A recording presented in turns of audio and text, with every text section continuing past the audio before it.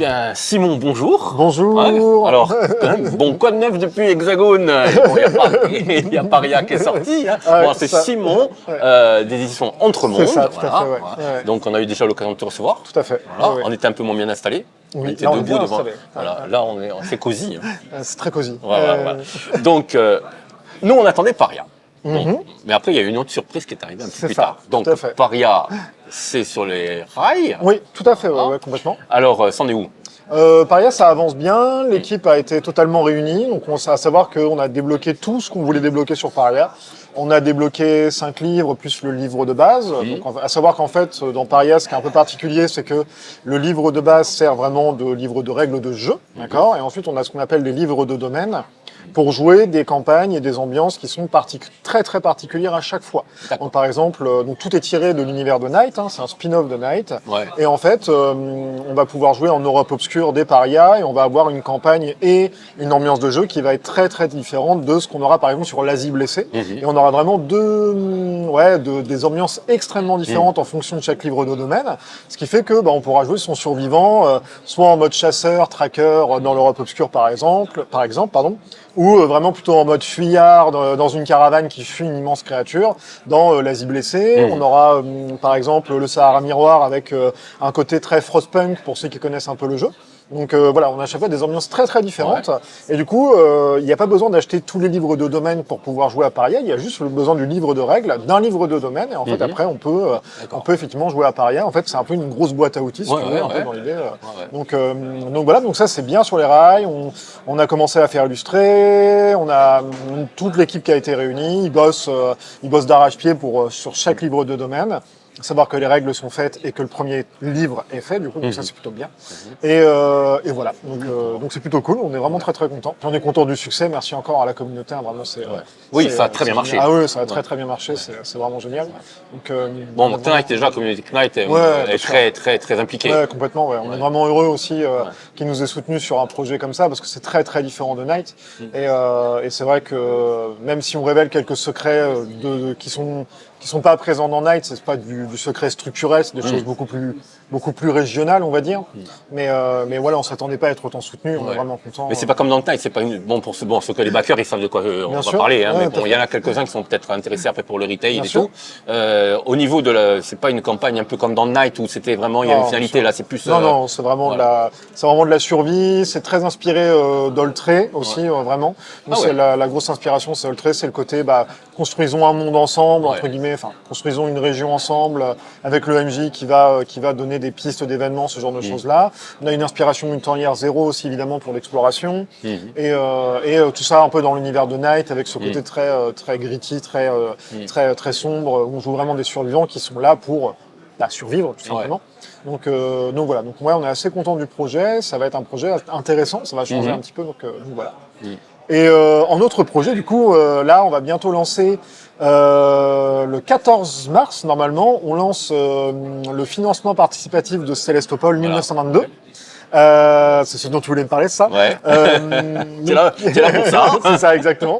Donc, qui est adapté du recueil de nouvelles qui est vraiment génial d'Emmanuel Chastelière, donc qui s'appelle Célestopol 1922 comme site original, et qui est aussi un roman qui s'appelle Célestopol. Édité chez Folio SF et aussi aux éditions de l'Homme sans nom. Et c'est vraiment un univers qui nous a vraiment séduit. Lire les nouvelles, ça a été génial. Et on s'est dit, avec les éditions de l'Homme sans nom, on s'est dit, si on participait pas à l'écriture d'un jeu de rôle dans cet univers-là, il y a un côté très vernien, c'est très... un peu dieselpunk quand même. Un peu dieselpunk, tout à fait, exactement, ouais. Donc, et très peu steampunk en fait, finalement, plutôt dieselpunk, effectivement. Très inspiré aussi de Metropolis, par exemple, pour la ville en général. Et donc, on joue dans une ville sur la Lune, russe, d'inspiration slave, effectivement, donc russe, voilà. Et on va jouer des personnes qui font partie de différentes factions, avec tout un côté politique, un côté très aussi... comment je pourrais dire, poétique, parce que chaque personnage qu'on joue sont des gens qui sont dotés de ce qu'on appelle une anomalie, en fait. C'est des gens qui sont différents des autres, en fait. Et au fur et à mesure de l'histoire, l'idée, c'est pas de faire qu'on ait des personnages qui meurent ou qui deviennent fous, ce genre de choses-là, c'est qu'ils perdent leur intérêt narratif. Donc en fait, plus on va jouer, plus on va pouvoir contracter ce qu'on appelle du spleen.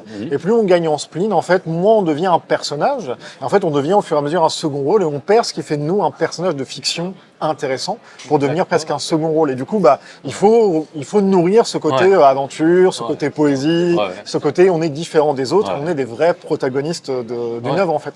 Et ça nous tenait à cœur d'avoir ce côté de littérature dans le jeu où les joueurs incarnent vraiment des protagonistes d'une histoire.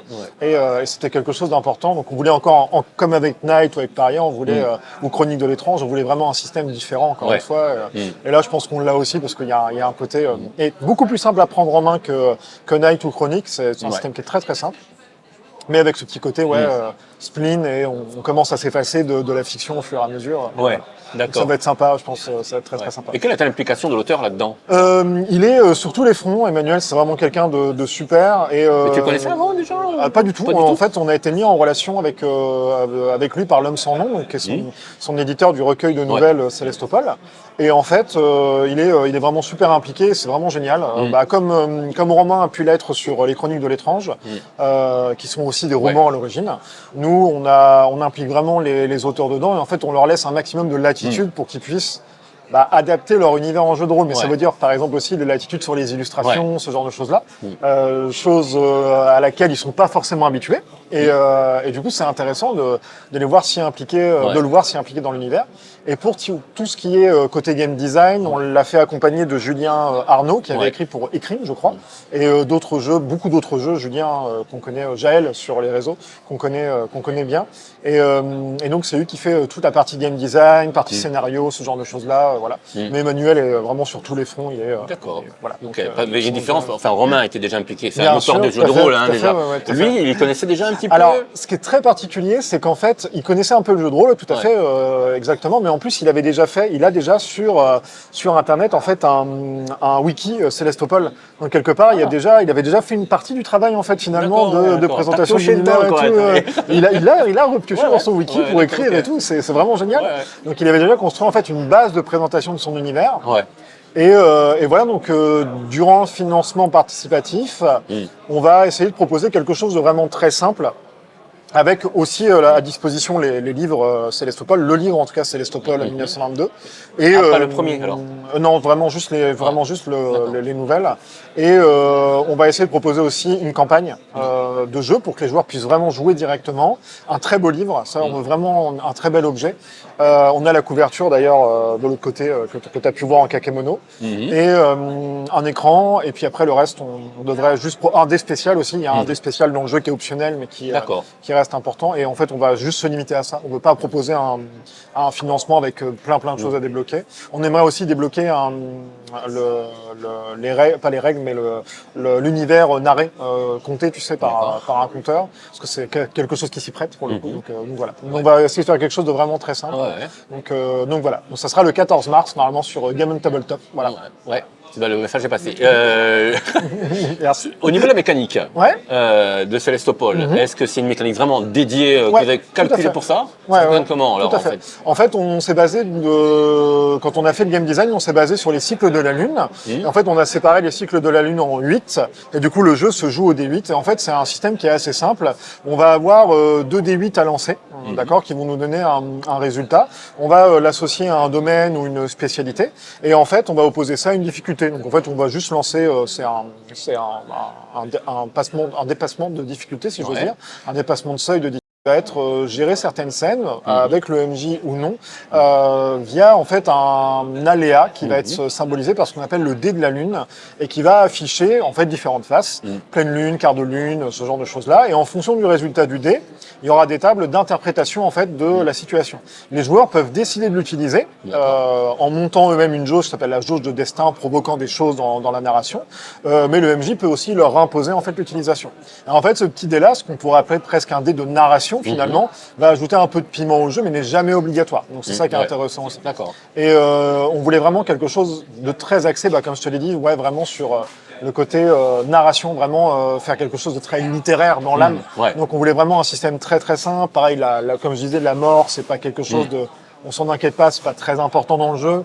L'important, c'est de faire vivre ces héros dans l'univers et c'est ce qu'on voulait vraiment faire. Donc, voilà. Le système est vraiment extrêmement simple et c'est pareil, on a un système d'aspects pour les personnages qui sont en fait à la fois négatifs et positifs, comme des grands héros de la littérature, par exemple, comme un personnage qui est extrêmement curieux, comme Sherlock par exemple. Sa curiosité peut être à la fois quelque chose de très maladif, donc à la fois quelque chose de négatif de l'ordre de ton jet, mais quelque chose aussi de positif. Donc en fait, tous ces aspects-là sont des choses qui sont ambivalentes à chaque fois. Et du coup, on voulait avoir ça, pas que du positif dans les personnages. Et ça peut permettre d'avoir des personnages assez hauts en couleur, avec pas mal de traits différents. Donc ça va être assez sympa. C'est le culte vernien un peu. Exactement, c'est ça. D'accord. Non, mais là, Célestopol, c'est sur une planète. C'est sur la Lune, tout à fait. Bon, Célestopol, c'est une ville, des Elmpuck, on en a parlé. Alors, l'adversité de ce personnage. Par exemple, moi, j'aime bien le personnage. Bon, voilà, je suis sur Célestopol. Quelle est l'adversité qui va se présenter par rapport à moi? En fait, tu vas avoir énormément d'adversité parce que Célestopol, c'est un jeu qui est aussi extrêmement, on va dire, politique, pas dans le sens où on discourt sur quelque chose, mais il y a beaucoup de factions qui s'affrontent. En fait, ton adversité va toujours être sur des choses qui vont être liées à des factions qui s'opposent. Dans la ville, il y a 8 factions. On reste toujours sur la symbolique du 8 avec Célestopol. Et ces factions-là vont s'affronter. Et en fait, ton adversité dépendra de quelle faction tu fais partie. Et en fait, toi, en tant que joueur, tu feras partie d'une faction et les autres factions seront contre toi ou ce genre de choses-là. Et par exemple, le scénario du kit qu'on va proposer, en fonction, la faction est déjà prévue de base, mais c'est plutôt axé sur de l'enquête. Mais au cours de la campagne, en fonction de la faction choisie, les choses pourront changer. Voilà, donc on peut décider d'être avec le duc Nikolai, vraiment faire partie de sa police secrète, mais on peut choisir au contraire d'être plutôt à l'opposé du bord politique, plutôt du côté rebelle de la force, si j'ose dire. Donc voilà, donc on est vraiment dans un jeu comme ça très d'intrigue et vraiment axé sur le côté très politique où on se place sur l'échiquier de la ville, parce que mine de rien c'est une ville qui est en vase clos, c'est presque une boule à neige finalement. Donc voilà, donc ce qui fait que toutes ces factions à un moment donné, de toute façon, rentreront en friction quoi qu'il arrive. Et on a prévu aussi un système pour gérer justement ces factions, savoir avec quelle faction on s'allie, quand on va s'allier avec telle faction, qu'est-ce que ça va faire avec les autres, ce genre de choses-là. Donc on a vraiment prévu tout ce système-là, presque un méta-système en fait. Donc ça va être assez cool. Par exemple, ça ressemble à la réussite tsariste en fait. Tout à fait, bien sûr. Donc avec une église orthodoxe à l'époque des réussites tsaristes très puissantes. Donc ça serait une faction par exemple. Ça pourrait être une faction du jeu, tout à fait. Tu vas avoir effectivement l'église pourrait être une faction, tout à fait. Tu vas avoir tout ce qui est lié aussi, on en parlait avec Julien justement, quelque chose de plus lié aux marchands aussi, par exemple, sur Célestopol, qui exploite ce qu'on appelle le sélénium, qui est une espèce de matière sur Célestopol qui permet de faire un peu tout fonctionner. Tu vas avoir des factions plus, on va dire plus basiques, qui sont par exemple des factions de voleurs ou de mercenaires, ce genre de choses-là. Et du coup, tu vas avoir pas mal tu vas avoir toute une espèce de roue en fait de factions où tu vas avoir des dissidences aussi peut-être. Bien sûr, tout à fait, d'opposition vraiment par rapport au duc, ce genre de choses-là. Et vraiment un conseil, si je peux donner vraiment un conseil, c'est lisez au moins le recueil de nouvelles, vraiment, qui est super. Oui, en plus, c'est génial. Vraiment, Emmanuel écrit très bien. J'ai pas lu 1922, j'ai lu le premier. C'est des nouvelles aussi, mais qui s'enchaînent en fait. Tout à fait, il y a une suite. Il y a vraiment une suite. Dans la deuxième, non. Non, c'est séparé. Même si tu retrouves des thématiques, mais à chaque fois, c'est extrêmement poétique à chaque fois. Ceux qui aiment ce genre, c'est vraiment génial. Franchement, il y a longtemps que j'avais pas lu. J'avais lu il y a quelques années des trucs de même genre, mais ça faisait longtemps que j'avais pas lu un truc comme ça. C'est vraiment super. Donc on est très content d'éditer un jeu dans surtout que déjà graphiquement ça commence pas mal. On est content. Bien sûr. On est très content de la couverture. Le premier truc, c'est vraiment chouette. On est super content. Donc voilà. Et puis The Ice qui est toujours en cours de production. Donc c'est un peu de retard quand même. En fait on a un tout petit peu de retard sur la prod. C'est les aléas de prod. Nous c'est notre marotte. On a toujours les problèmes sur la production physique, mais c'est comme ça. À un moment, on en prend notre partie, puis on fera une annonce dessus. On devait livrer en mars-avril, et finalement, il y aura du retard. On va l'annoncer sur les réseaux, parce que c'est toujours un problème de production, c'est pas grave. Et du coup, mais ça devrait être en retard sous quelques mois à tout casser. Donc on limite la casse, on est assez content. Mais The Ice qui est terminé, qui va arriver sous peu aussi. Donc c'est super. On est dans une belle boîte, un beau coffret, beaucoup de matériel. Il y a beaucoup de matériel. C'est 13 livrets, enfin un livre, 11 livrets je crois, ou 9 livrets, 4 decks, des plans, enfin il va y avoir une boîte qui va avoir beaucoup de choses, donc ça va être top, Et du côté des auteurs des Chroniques de l'étrange, il y a quelque chose qui avance ou... Oui, tout à fait. Oui, oui. On a un projet avec eux qui avance. Et donc Chronique, pour le moment, bah en fait, on est assez content. On est au Graal d'Or là. On est nommé au Graal d'Or. Nommé, je crois qu'on dit nommé. Et du coup, ouais, on est assez content parce que c'est un jeu qui, pour nous, le mérite vraiment. C'est une belle œuvre. Et puis, on continue à travailler avec Romain et Cédric. Parce que ils ont beaucoup de choses à nous proposer déjà d'une part, et puis d'autre part, ils ont plein de ressources et plein de choses à faire. Donc ouais, on continue à travailler avec eux parce que c'est avant la fin de l'année. Ah peut-être. on vous en dira, On n'annonce rien pour le moment, mais on vous dira. Ouais, cette année, on a beaucoup de projets. On a aussi Night Spectre qui devrait arriver au courant de l'année. Donc pas en financement sans doute, mais plutôt en précommande tout court. Ah bon? Ouais, juste en préco, parce qu'il y aura rien à débloquer. En fait, ce sera une boîte, donc il y aura rien du tout à débloquer, qui explique la fondation du Night, comment le Night a été créé. Donc ça, c'est un projet qui nous tient à cœur avec Colin parce que on voulait donner une autre facette de l'univers de Night, donc voilà, puis donner aussi un côté boîte de découverte au jeu. Donc voilà, donc on a beaucoup de projets cette année. Donc. Ça peut satisfaire les nouveaux venus comme les anciens. Tout à fait, exactement. Donc c'est l'objectif, c'est donner une boîte de découverte avec des règles simplifiées, pas d'option de customisation comme on peut avoir dans Night où il y en a des centaines. Voilà, là c'est très très ramassé sur une fiche. Chaque personnage c'est un pré-tiré et a sa propre fiche. Donc on voulait vraiment un jeu qui est vraiment très centré sur. On vit une histoire, c'est presque un burst en fait. On vit une histoire avec des personnages pré-tirés pour découvrir l'univers de Night. Et après on peut se lancer dans Night dedans directement. Ok. Donc, d'initiation, découverte, on peut appeler ça comme on veut quoi. Pas d'initiation au jeu de rôle, mais vraiment découverte de Night, tout à fait. Donc voilà en gros. Ouais, c'est pas mal quand même. Ça fait beaucoup. Ça fait du taf quand même. Ça fait de sacrée année. Eh ben écoute Simon, merci. Merci à vous. Tu remercieras aussi qui garde le stand pendant que tu es là. Colin, tout à fait.